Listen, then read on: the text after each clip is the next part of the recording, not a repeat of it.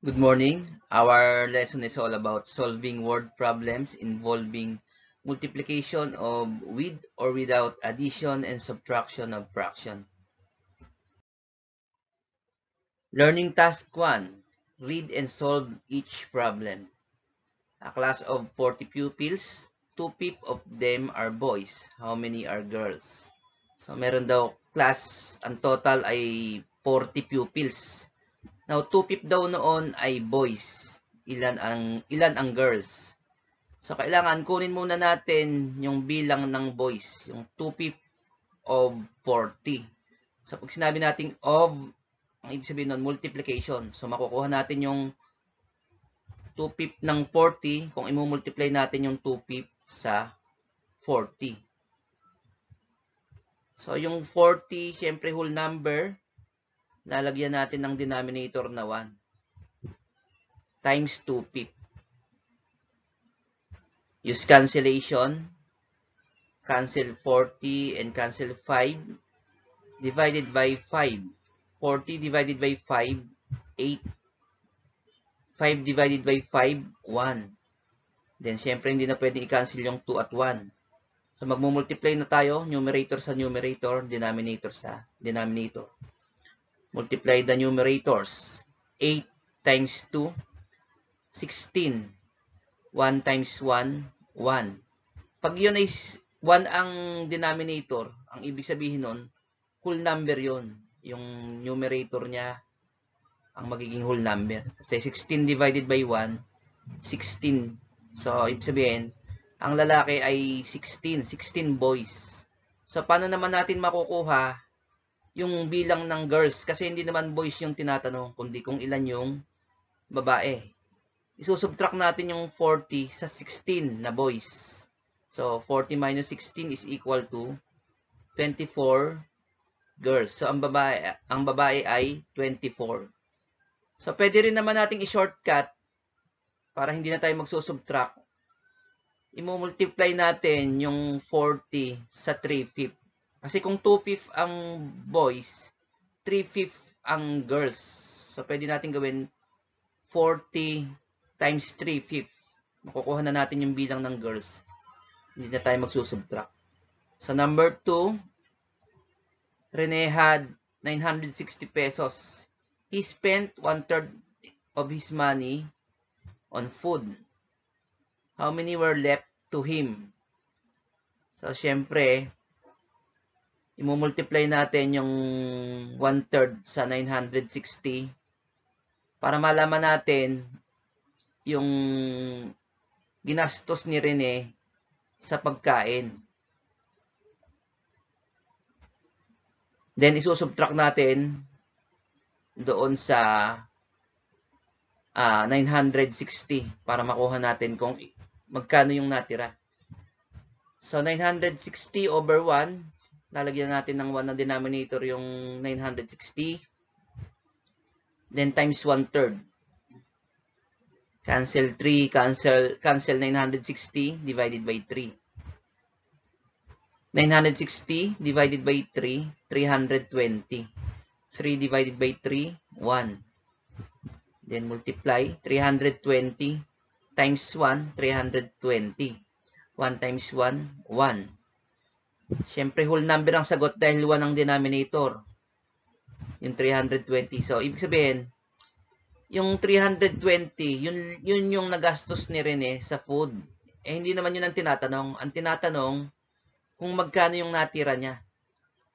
So, ibig sabihin, yung pera niya, isusubtract natin sa 320 para malaman natin kung magkano yung natira. So, 960 pesos minus 320 is equal to 640 pesos. So, yun yung natira, 640 pesos. So, kagaya nung nasa sa itaas kanina, pwede naman natin in-shortcut. So, sa halip na i-multiply natin yung 960 sa 1/3, sa 2/3 natin i-multiply. Kasi kung 1/3 yung ginastos sa pagkain, ibig sabihin nun, yung 2/3 ang natira dahil 1/3 yung nagastos sa pagkain. So, 960 times 2/3, Siyempre, lalagyan natin ng 1 na denominator, yung 960. Then, cancel 3. Cancel 960 divided by 3. 960 divided by 3, 320. 3 divided by 3, 1. Bumultiply na tayo. Numerator sa numerator, denominator sa denominator. 320 times 2 ay 640. Then 1 times 1, 1. So, magiging 640 over 1. Pag yung sinimplified, yun ay 640. So, ito yung shortcut niya. Hindi ka na magsusubtract. So, pareha sila ng sagot. Pero dito, mas mabilis. 640, kuha mo na agad. Learning task 2. Try to solve the following problem. Use block model to help you. Ruben can paint 6½ square meters per hour. At the same rate, how many square meters can he paint in 2½ hours? So, si Ruben daw nakakapagpintura 6½ sa isang oras. 6½ square meters sa isang oras. So, gaano kadaming square meter ang kanyang mapipinturahan sa 2½ oras. So, syempre, i-multiply lang natin yung 6½ sa 2½ Pero gagamit din tayo ng block model para maintindihan natin.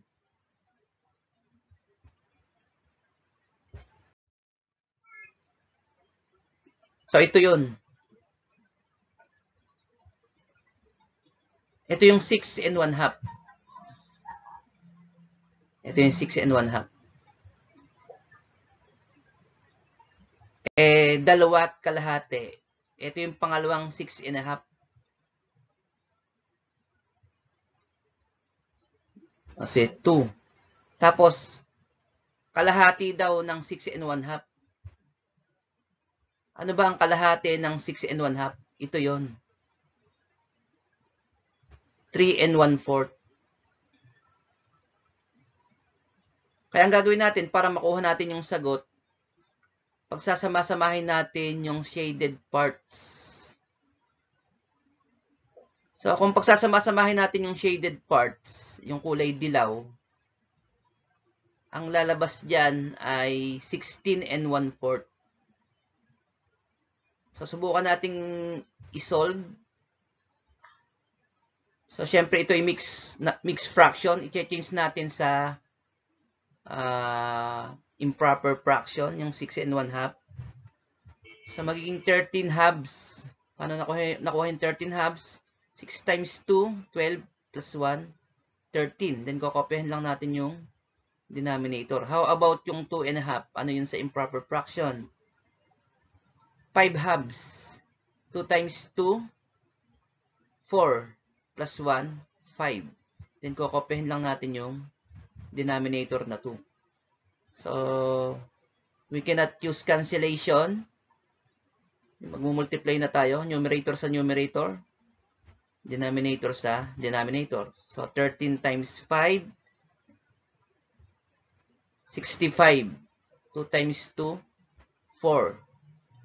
So, yung 65 fourth ay improper fraction. So, pag change mo yon sa mixed fraction, 16¼ ang ating final answer. So, tama siya. Pag gumamit tayo ng block model na ganito, 16¼ yung makukuha nating sagot. Learning task 3. Analyze and solve the following problems. 10 flowers were picked from the garden. 3/5 of it were yellow. How many are not yellow? So, kukunin muna natin yung bilang ng yellow flowers, yung 3/5 of 10. Sabihin ng of ay multiplication. So, 3/5 times 10 or 10 times 3/5. Siyempre, yung 10, lalagyan natin ng denominator na 1 para ma-multiply. times 3/5. We can cancel 10 and 5 divided by 5. 10 divided by 5, 2. 5 divided by 5, 1. Makakapag-multiply na tayo. 2 times 3, 6. 1 times 1, 1. So, 6 over 1. Pag sinimplify mo yung 6 over 1, syempre ang sagot ay 6. So, 6 ang yellow flowers. Pero ang tinatanong ay hindi bilang ng yellow flowers, kundi kung ilan ang hindi yellow. So, para masagot natin yon, isusubtract natin yung 6 yellow flowers sa total flowers, which is 10. So, 10 minus 6 is equal to 4. So, 4 are not yellow. Pwede rin naman nating i-shortcut katulad ng ginawa natin kanina. Kung 3/5 ang yellow, ang ibig sabihin nun, 2/5 ang hindi yellow. So, sa halip na mag-multiply ka sa 3/5, i-multiply mo ang 10 sa 2/5. Makukuha mo agad yung sagot na 4. Number 2. The special science class had their performance task in English. If the teacher grouped the class into 7 pupils and 2/7 of it are boys, how many are boys? So, meron daw special science class, performance task in English. Grinupo sila sa 7 pupils. Sa 7 pupils na yon, 2/7 ang boys. Ilan ang boys? So, ang hinahanap dito, 2/7 of 7. So, ibig sabihin, pagka gumamit tayo ng salitang of, ang ibig sabihin nun ay multiplication. 2/7 times 7 or 7 times 2/7. Siyempre, yung 7 lalagyan natin ng denominator na 1 times 2/7. So, kung titignan natin, look closely, meron tayong numero na parehas na 7. Pwede nating i-cancel yon. Siyempre, i-divide natin sa sarili niya. Magiging 1 yon. Kasi 7 divided by 7, 1. 7 divided by 7, 1. So, magmumultiply na tayo. 1 times 2, 2. 1 times 1, 1. So, 2 over 1. Pag sinimplify mo yon ay 2. Learning task 4. The fish vendor sells 5/7 kilos of bangus for 72 pesos and 50 centavos. If you will buy 2 and 1/7 kilos of bangus, how much will it cost? So, ang isang fish vendor daw, nagbebenta ng bangus. Ang 5/7 kilos daw ay nagkakahalaga ng 72 pesos and 50 cents. Kung bibili ka daw ng 2 and 1/7 kilos ng bangus, magkano daw ang babayaran mo? Magkano ang halaga noon? So, yung ganitong uri ng word problem ay non-routine dahil ito ay hindi basta-bastang sagutan dahil mahirap. So, pag-iisipan mong mabuti. Parang yung mga tanong to sa MTAP na word problem. So, ang una mong gagawin, kukunin mo muna yung halaga ng bangus pag 1/7 kilos. So, ang gagawin mo, i-divide mo yung 72 pesos 50 cents sa 5.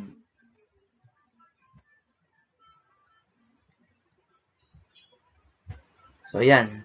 72 pesos and 50 cents divided by 5.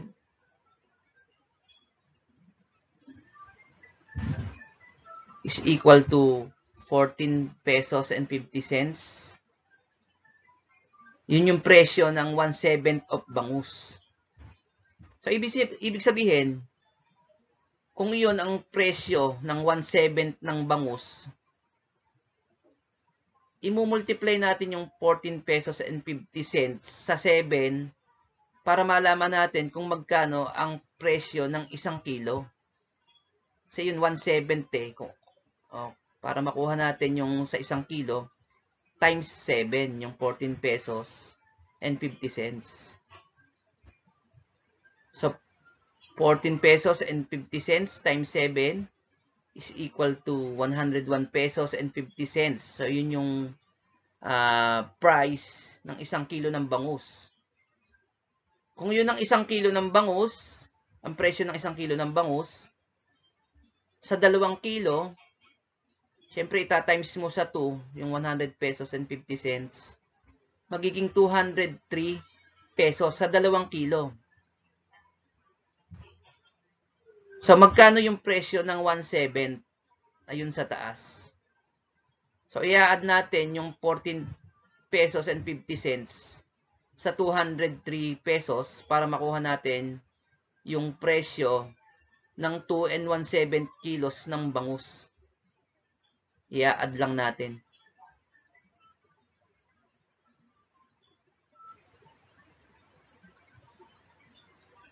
So, pag in-add mo yon, 203 pesos plus 14 pesos and 50 cents, makukuha na natin yung sagot na 217 pesos and 50 cents. So, yun yung presyo ng 2 and 1/7 kilos ng bangus.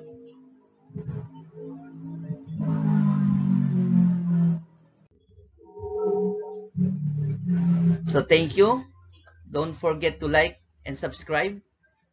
Bye for now and God bless po.